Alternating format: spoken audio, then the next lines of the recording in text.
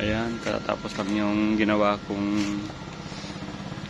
box ng piso wifi. Ayan, at yung frame.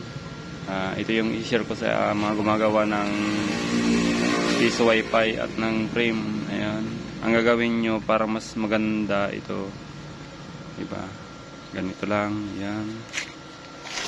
Ayan siya. Ayan.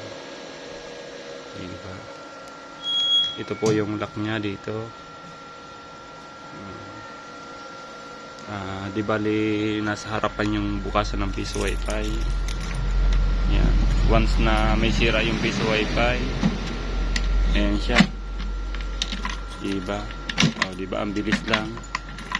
Mabilis lang ayusin kasi dito sa harapan yung bukas. Yan. Yan nakikita nyo. Diba? Di bali bagong gawa din yung box nya. Yun. At ito yung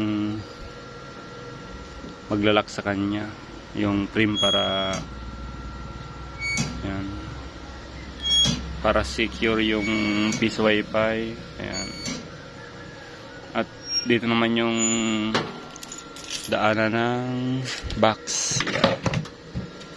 Yan diba? Pinag-isipan niya na paggawa ng frame. Ayan. Dito naman yung itutoks yung mga sa pader. Yan dito. Bubutasan yan. Ayan dito. Di bali bagong gawa lang yan. Yan At yung ganyan yung yan, takip dito sa lock. Ayan.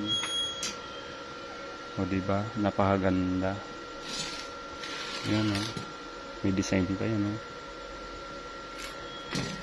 Yan. Ganito yung gawin nyo para hindi mahirapan yung mag-aayos ng piso wifi. Yan, ipapasok ko. Di bali ako na rin yung gumawa ng box niya. Yan, ayan diba, napaka-safe. Yan. At napakaganda dito yung itong lock nya. Ayan, napakatibay niyan. Yan, diba? Ito yung design nya dito sa tagiliran ayan may design pa yan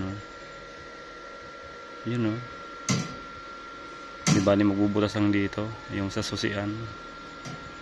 Yan, kunting pintura na lang nito at okay na to. Diba? Hindi ko mahihirapan sa technician pag nag-aayos kasi dito lang yung nya, dito lang yung buksan ng Yan. Hindi pa tapos yung box nya